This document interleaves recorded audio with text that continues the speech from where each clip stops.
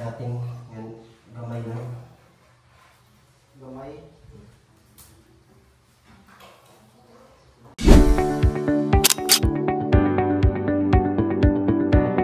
Bye! Yung ginagawa ni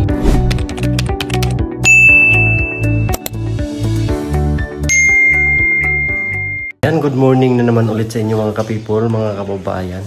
So nandito na naman tayo sa pinagawa nating bahay. At ang tatahimik na naman dito. Hanggang sa ngayon ay hindi pa rin nag-duty si Team Paarak. So wala, ni isa sa kanila wala pa rin nag-duty mga kababayan. Iwan ko kung bakit ano nang nangyari sa kanila. At hindi pa rin sila magtrabaho hanggang sa ngayon po mga kababayan. Ngayon ay tanghali na. Alas 10 na ng umaga. So ano na naman tayo dito. Nandito na tayo. Nandito na nga lang tayo. So gagawa na lang tayo dito mga kababayan. Magta-tiles na lang tayo dito sa mga kulang na i-tiles. Kasi sayang yung oras at panahon na nandito tayo. Kung hindi tayo gagawa, matutulog lang tayo dito, wala tayong matatapos. So ayan, marami pang mga kailangan gawin dito. Kailangan ikabit, kailangan tapusin. So ikabit na lang natin kahit kunti lang yung ating matapos. At least meron tayong nagawa ngayong araw. So samahan niyo po ako mga kababayan mag-practice na naman tayo magkabit ng tiles. So tara, let's go!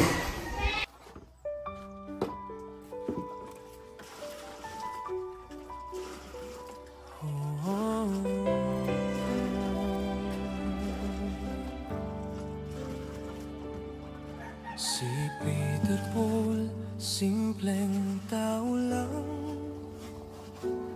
Puso'y busilak, mahalaga sa kanya ang magulang, ama sa anak, gabay at sandigan. Kahit pagod, ngiti di nawawala kailanman. Magulang na nasa dapit hapon na, kanyang sinusulit ang panahong sila'y kasama pa. Pagmamahal pinapadama nang di na kailangan sabihin pa. May padanas man lang sa kanila ang konting ginhawa.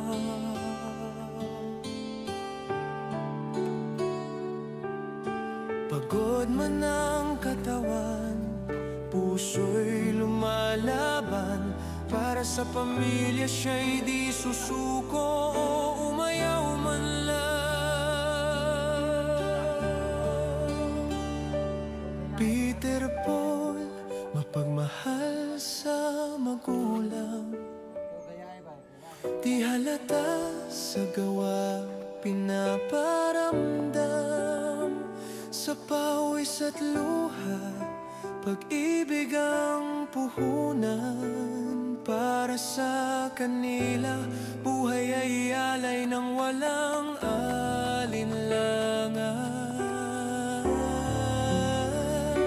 Mga pamangkin, kapatid tinutulungan.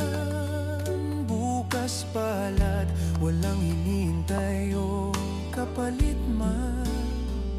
Sa bawat tulong, sa pakiramdam kay sarap. Pagmamahal sa kapwa'y tunay at busilak.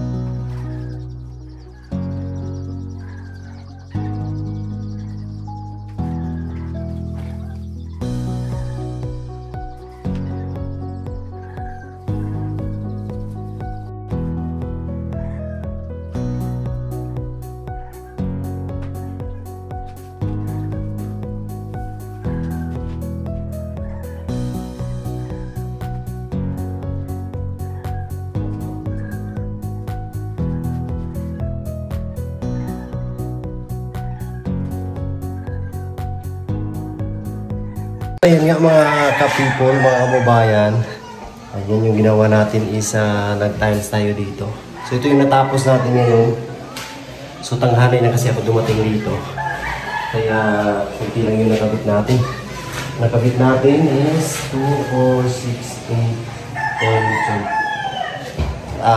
8, 10, 13 piraso. So hindi nalugi mga kababayan para sa araw na ito. So nakasave tayo na isang araw na bayaran para sa mason na magkabit tayo tiles kasi tayo yung nagkabit mga kababayan. So, sayang kasi nandito naman lang ako sayang yung oras at araw na hindi tayo gagawa kaysa matulog tayo dito magpahinga. So naisipan ko magkabit na lang ng tiles. Ayan, para mayroon naman tayo makita o natrabaho ngayong araw po mga kababayan. Sulit. Kasi sa ganyan po mga kababayan, nag-duty pa rin sila Naldo at saka si Jaren. So sila Unil ay hindi pa rin nagtrabaho ngayong araw, Lunes ngayon. Tinanong ko naman siya kung kailan siya mag-duty. So sabi niya ay ngayong araw na to, kaya ako pumunta ako dito kasi sila cellphone ay bukas darating. So sayang yung panahon kaya pumunta ako dito para alalayan sila. Ngayon pagdating ko dito ay wala pa rin mga kababayan, wala pa rin si Unil. Hindi ko alam ang dahilan, hindi man lang siya nag-chat sa atin. So kaya ang ginawa ko, ayan, nagkabit na lang ako ng tiles. Dito ito sa kwarto po mga kababayan. So kunti na lang ang kulang dito. Ayan, yung sa gilid-gilid na lang special. Saka dito sa kabila ay hindi pa naumpisahan. So yun na lang yung kulang dito. Ayan, hindi pa naumpisahan dito. Inuna ko doon na side. So ito na lang yung kulang sa mga special. Saka dito. So ano na lang to? Kung dalawa yung magkabit ng tiles dito, isang araw na lang to. Pero pag isa lang, 2 days to bago matapos kasi meron pang ikakat na special. Dinaumpisa na natin doon sa kabila. Doon sa kabila, ayan, half day na lang yan dyan. Para matapos. Kunting-kunti na lang talaga itong mga kababayan yung pag-tiles. At after naman ito, yung pagkatapos ng mag-tiles, ay pintura na at saka yung grills sa may hagdanan. Yun na lang yung ipapakabit natin para malagyan ng grills at matiles din yan. Hindi pa ako nakabili ng tiles para sa hagdanan kasi nagantay pa ako na makapagsahod tayo kasi wala na tayong ipon. Ayan, so ayos lang kahit wala akong ipon sa ngayon kasi lahat ng pera ko, lahat ng sahod ko dito napunta sa bahay. So hindi naman lugi. Ayan, at least may nakita akong mga kababayan na napuntahan yung aking pinaghirapan sa araw-araw. Ayan, next time na lang tayo, bawi na lang tayo next life sa pag-ipon. So ayan, hindi pa rin ako nawalan ng pag-asa. Laging may pag-asa mga kababayan. Laging may bukas para sa ating lahat. So hindi ko lang minamadali. Yung mga panday natin, hindi ko lang sila pinipressure. So kung ano lang mga tapos nila, kung meron silang malasakit sa atin, mas mabuti. Ayan. Ayan. Kapag wala sila Sir Pulito, pag umpakasan sila, tayo naman ay ayan, dito tayo papunta sa nagawa nating bahay. So dito naman ay tapos na yan mga kababayan.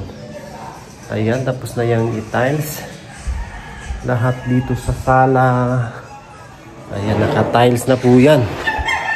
Oh, kalat na nga lang mga kababayan. Pasensyahan nyo kasi hindi ko pa na pag matapos na to ano na to lahat, dispose na yung mga kailangan dispose. Baka natapos na rin yung CR, tinapos na rin natin mga kababayan. Yung supply na lang ng tubig, yung kulang doon.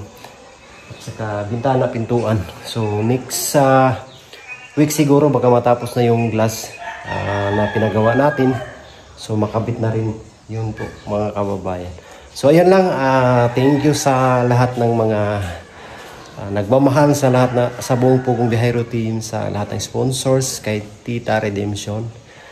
Maraming salamat kay Tita Luisa, thank you, at kay Ma'am Lynn ng Madrid, maraming salamat. At syempre kay Tita PB Love, kay Sir Paul na laging nakaalalay sa buong PB team, at sa mga lahat ng mga charity viewers, maraming salamat sa inyo.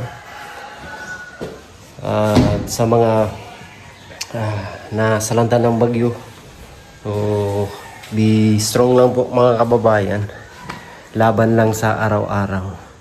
At ayun lang, at ako'y uuwi na kasi bukas madaling araw ay ang pagdating nila Sir Paul dito sa Davao. So susunduin ko pa sila mga kababayan para naman makapagpahinga na, kasi ngayon ay alas 5 na ng hapon, nang makapag-relax din. So thank you sa lahat talaga po mga kababayan. God bless po. We love you all. Bye-bye.